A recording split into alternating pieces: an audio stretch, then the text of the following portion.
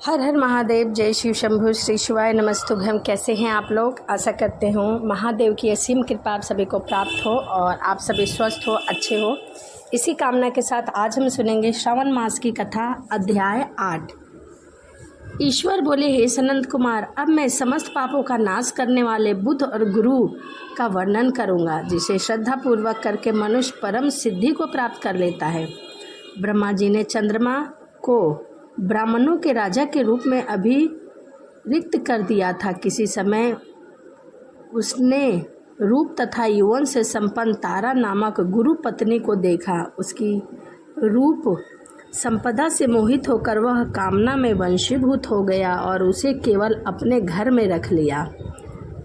इस प्रकार बहुत दिन बीतने पर उसे बुध नामक एक पुत्र प्राप्त हुआ। बुद्धिमान, सौंदर्यशाली तथा सभी शुभ लक्षणों से युक्त था।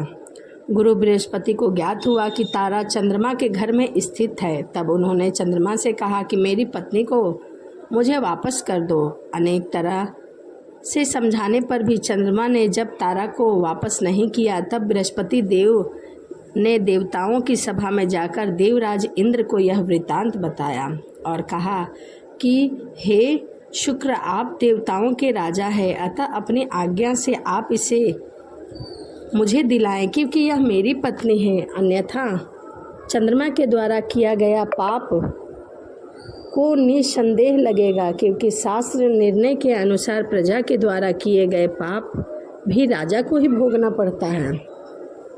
पुराण में भी ऐसा ही कहा गया है, दुर्लभ का बल राजा होता है।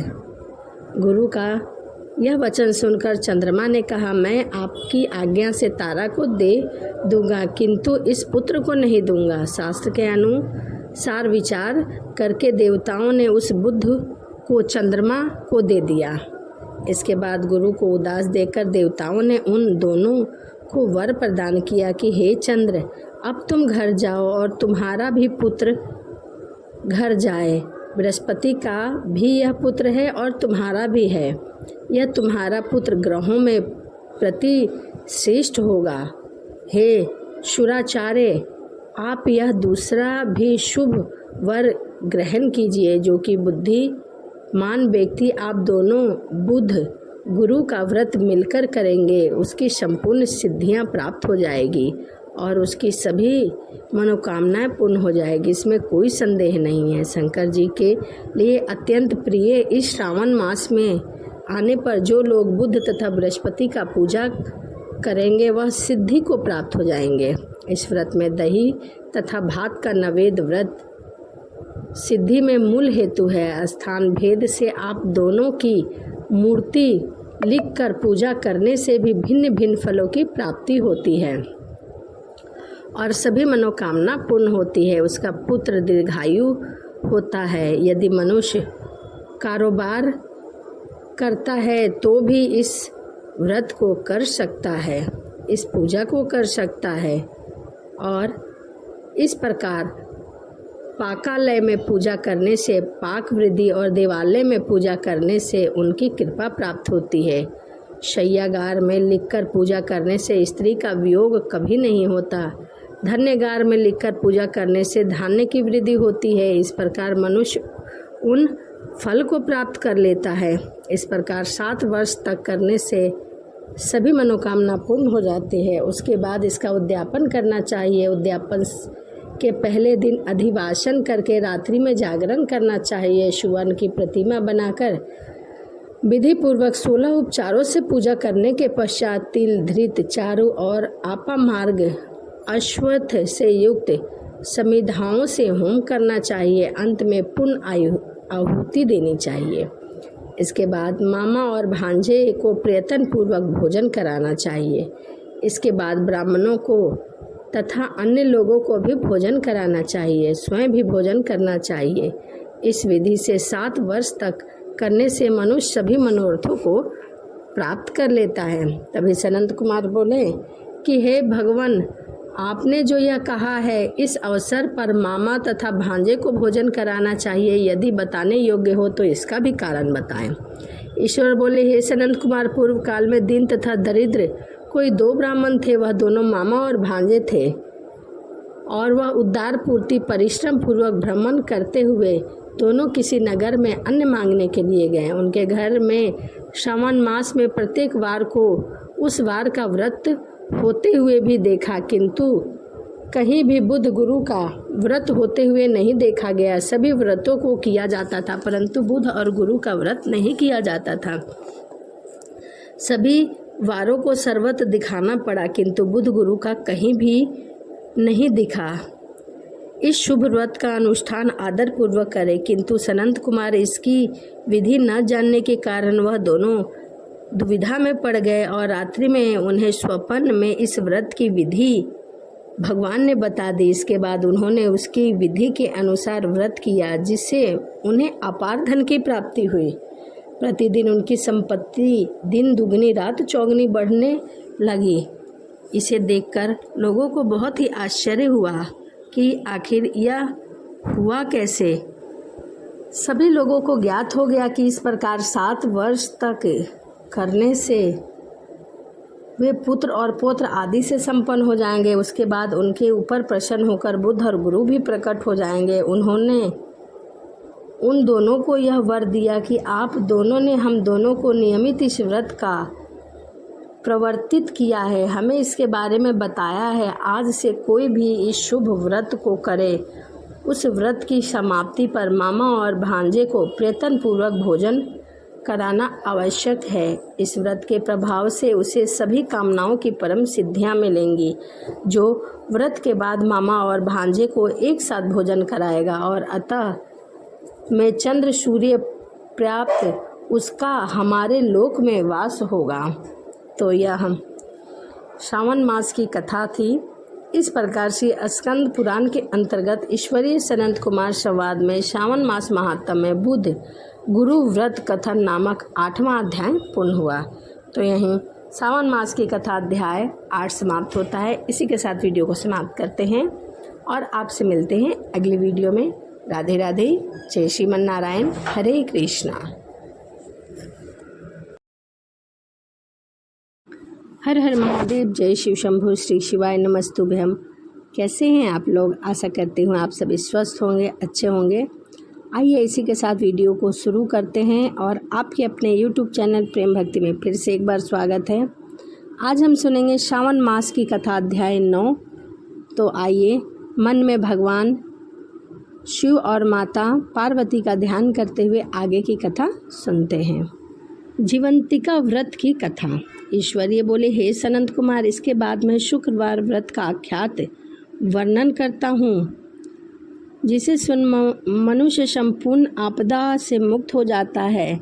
और एक प्राचीन इतिहास का भी वर्णन करूँगा। पांडव वंश में उत्पन्न एक सुशील नामक राजा था। अत्यधिक प्रयत्न करने पर भी उसे पुत्र की प्राप्ति नहीं हुई थी। उसकी भार्या जब उसे संतान न हुई तब वह बड़ी चिंता में रहने लगी। स्त्री स्वभाव के कारण अति सहसा युक्त मन वाली उसने मासिक धर्म के समय प्रत्येक महीने में वस्त्र के टुकड़े को अपने उदर पर बांधकर उदर को बड़ा बना लिया और अपनी प्रसूति का अनुकरण करने वाली किसी अन्य गर्भिणी स्त्री को ढूंढने लगी।